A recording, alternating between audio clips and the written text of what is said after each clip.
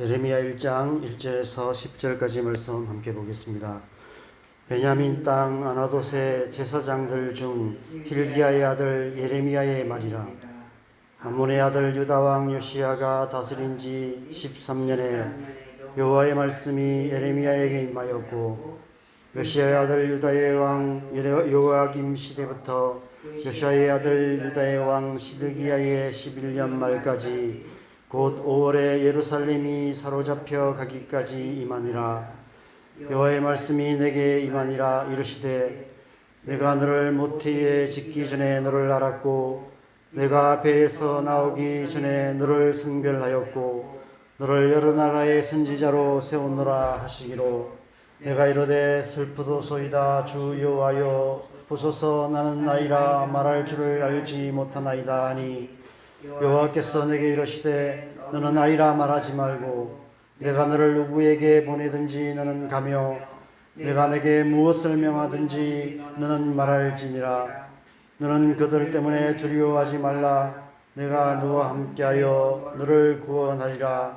나 여호와의 말이니라 하시고, 여호와께서 그의 손을 내밀어 내 입에 대시며 여호와께서 내게 이르시되, 보라, 내가 내 말을 내 입에 두었노라.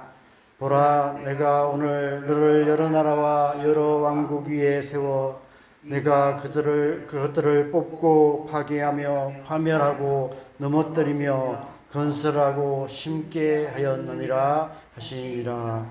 아멘. 오늘부터 예레미야서를 묵상하게 됩니다. 오늘 본문은 예레미야를 하나님께서 선지자로 부르시는 말씀이죠. 우리는 흔히 예레미야를 눈물의 선지자라고 부릅니다. 왜 그가 눈물의 선지자일 수밖에 없었는지는 그가 하나님의 부르심을 받았던 그때의 시대적 배경을 보면 알 수 있습니다. 오늘 본문 2절 3절에 그가 사역했던 시대가 유다왕 요시야로부터 시작해서 유다의 마지막 왕인 시드기야 왕 때까지 예루살렘이 사로잡혀 갈 때까지였다라고 말씀하고 있습니다. 유다가 바벨론에 의해서 멸망하던 시대에 그는 하나님의 부르심을 받아 하나님의 말씀을 전했던 선지자였던 것입니다. 어느 시대건 한 나라가 멸망하게 되는 일은 하루아침에 갑자기 일어나는 일은 아닙니다. 수년, 수십 년에 걸쳐서 서서히 멸망으로 향해서 가는 것입니다. 내적으로 사회적 기초들이 조금씩 무너져 내리기 시작하고, 외적으로는 위협적인 세력들이 점점 더 강력한 힘을 발하기 시작하는 그런 상황이 지속되어진 후에 어느 날 갑자기 산사태가 나서 산이 무너져 내리듯이 와르르 무너져 내리게 되는 것입니다. 예레미야가 사역하던 시대가 그런 시대였습니다. 그는 사역하는 내내 점점 더 멸망으로 향하는 유다 민족의 운명을 두 눈으로 똑똑히 보았고 온 삶으로 고스란히 겪으며 살아야만 했습니다. 그러니 어찌 눈물이 마를 날이 있었겠습니까? 그는 제사장의 아들로서 어릴 때부터 그렇게 민족을 위해서 기도하며 민족의 운명을 놓고 기도하는 삶을 살았을 것입니다. 아마 선지자로 부르심을 받기 전부터 그는 이미 선지자적인 삶을 살고 있지 않았을까 생각됩니다. 저도 성교단체에서 사역하면서 마치 무너져가는 집의 기둥을 붙잡고 버티고 있는 것 같다, 이런 생각이 드는 시간을 보낸 적이 있었습니다. 예레미야는 쓰러져가는 민족의 운명의 기둥을 붙잡고 버티고 견디며 하나님께 주신 사명을 눈물로 감당해 갔던 것 같습니다. 아마 예레미야는 어떻게든 멸망을 막아보려고 애썼을 것입니다. 백성들의 마음을 돌이키게 함으로 유다 민족이 멸망하지 않게 만드는 것이 자신의 사명이라고 믿었을 것입니다. 그는 훗날 사람들이 자신을 눈물의 선지자라고 부를 것이라고는 상상조차 못했을 것입니다. 오랜 시간이 지난 후 이제 와서 우리가 생각해보면 하나님께서 예레미야에게 주신 역사적 사명은 어쩌면 유다 백성의 멸망을 막는 것이 아니라 오히려 멸망해 가는 이스라엘 백성들, 하나님의 백성들과 함께 끝까지 함께 하는 것, 그것이 그의 사명이 아니었을까 생각이 됩니다. 하나님의 백성들을 끝까지 포기하지 않으시는 하나님의 마음이 예레미야 선지자를 통해서 나타나게 된 것이 아닐까 싶습니다. 어쩌면 우리 사는 이 시대에 우리의 부르심 또한, 우리의 사명 또한 마찬가지가 아닐까 생각됩니다. 낙관론을 펼치기에는 점점 더 어두워져만 가는 현실을 살아가고 있습니다. 정치적으로나 경제적으로나 국제정세나 우리의 다음 세대들의 모습을 생각하면 이 나라의 미래가 암울하게 느껴집니다.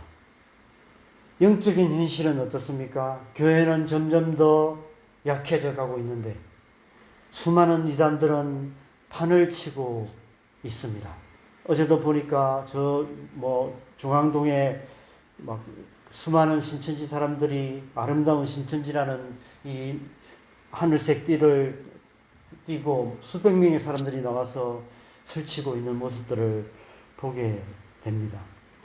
예수님께서 약속하신 종말의 때가 점점 더 가까워져 가고 있는 것이 아닐까, 이런 생각이 듭니다.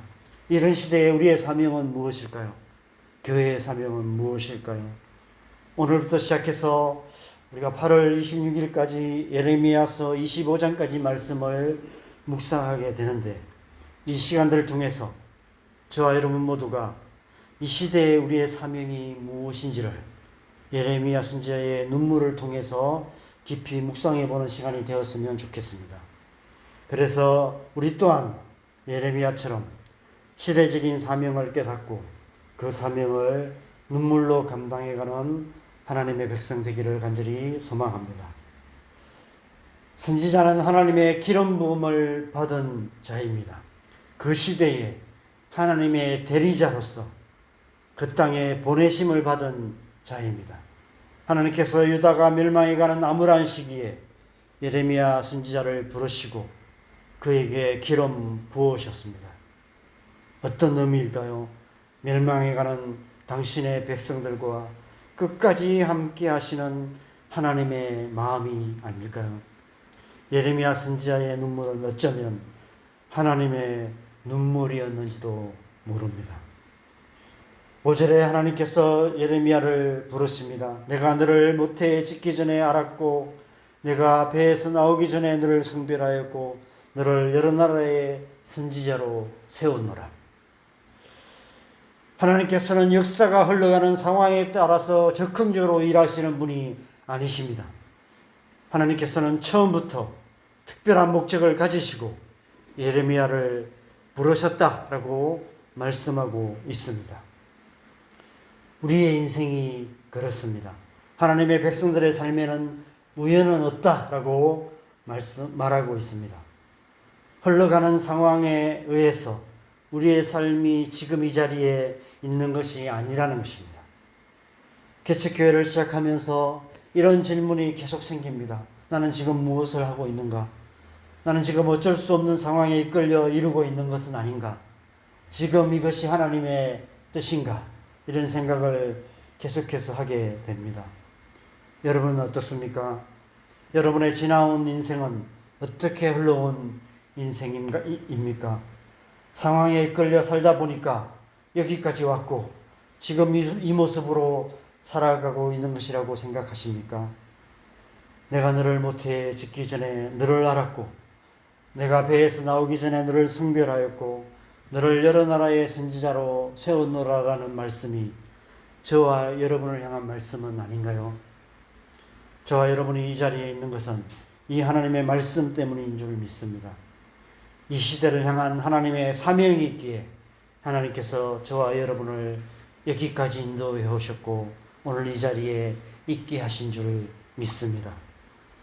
이 하나님의 부르심에 예레미야가 어떻게 반응합니까?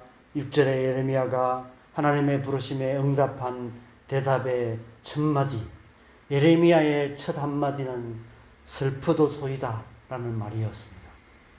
눈물의 선지자다운 대답인 것 같습니다.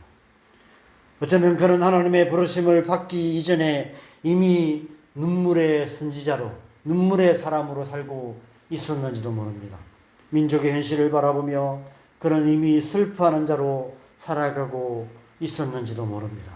어쩌면 하나님께서 예레미야를 부르신 이유가 그 때문이 아닐까 생각됩니다.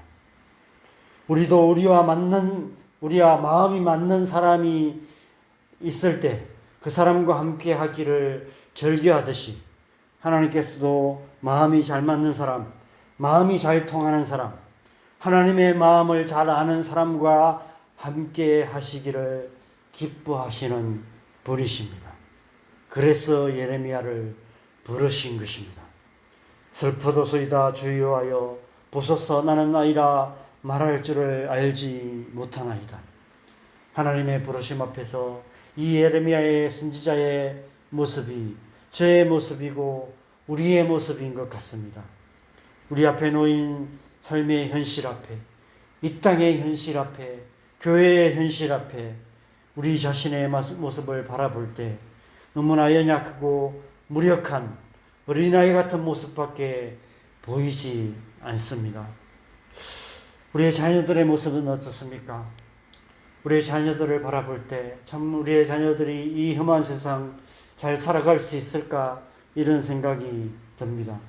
우리의 자녀들 역시 그렇게 생각하고 있는 것이 아닐까 이런 생각이 듭니다.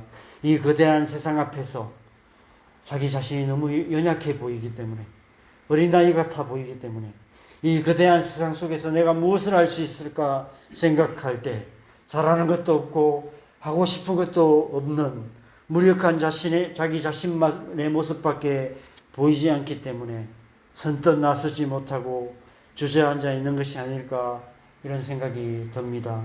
우리 자녀들 모습을 보면 한편으로는 참 불쌍하기도 하고 안타깝기도 하고 또 한편으로는 답답하기도 하고 이런 복잡한 마음이 들 수밖에 없는 것 같습니다. 사역자로서 저 자신을 봐도 그런 것 같습니다.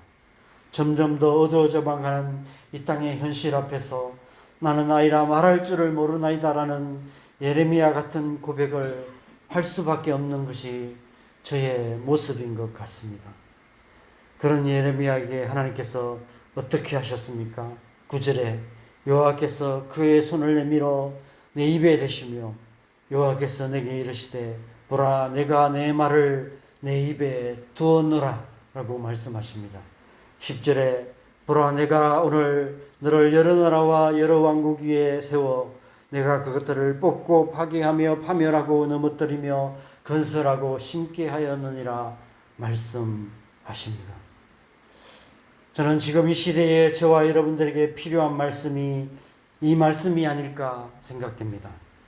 하나님께서 손을 내미셔서 우리의 입에 대시며 내가 내 말을 네 입에 두었노라 말씀하실 때 우리는 비로소 이 시대를 향한 하나님의 사명을 능히 감당해 갈 수 있을 줄 믿습니다.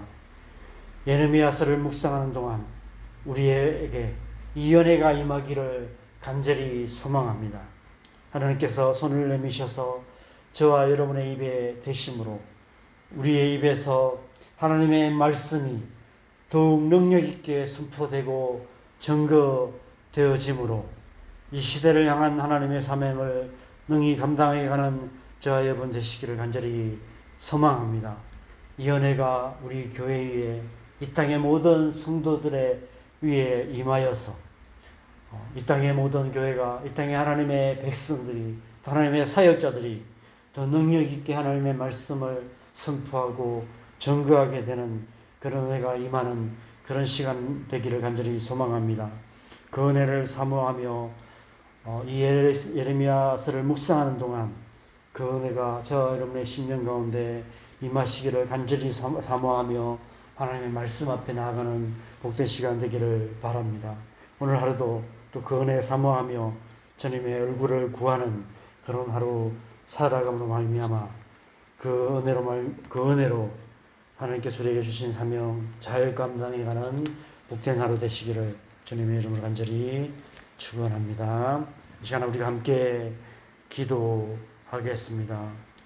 여러분 우리가 사는 이 시대는 점점 더 어두워져만 가는 시대입니다. 이단들이 왜 이렇게 활개를 칠까 생각해 보니까 어둠이 짙을수록 어둠의 권세들이 더 활발하게 활동하게 되는 것 같습니다. 이런 시대에 하나님께서 마치 예레미야를 선지자로 부르셨듯이 저와 여러분을 선지자적인 삶을 살라라고 우리를 부르신 줄 믿습니다. 그 부르심을 감당하기 위해서는 우리가 이 하나님의 은혜, 예레미야 선지자에게 하나님께서 손을 내미셔서 그 입에 대셨듯이 하나님의 영이 우리 가운데 임하셔서 우리의 입술에 하나님의 권능을 더하여 주실 때 우리가 능력 있게 하나님의 말씀을 전하고 주의 복음을 전하는 사명을 감당해 갈 수 있을 줄 믿습니다. 하나님이 은혜를 우리 안에 부어 주시옵소서. 우리를 주의 성령으로 기름 부어 주셔서 이 시대를 향한 하나님의 사명을 능히 감당해 가는 하나님의 사람 되게 하여 주시고 선지자적인 삶을 살아가는 하나님의 백성 되게 하여 주시옵소서. 우리의 자녀들 가운데 하나님의 영을 부어 주셔서 우리의 자녀들이 이 시대를 향한 하나님의 사명 깨닫고 하나님의 사명 감당해가는 하나님의 사람 되게 하여 주시옵소서. 이 땅의 교회 가운데 하나님 영 부어 주셔서 주님 이 시대 가운데 예레미야 선지자처럼 눈물의 선지자로서 눈물로서 이 땅을 변화시켜가는 이 땅을 향한 하나님의 사명을 감당해가는 그런 교회 되게 하여 주시옵소서. 우리가 주님의 은혜 구하면서 간절히 기도하시고 자유롭게 기도하시다가 돌아가시면 되겠습니다. 함께 기도하겠습니다. 하나님 아버지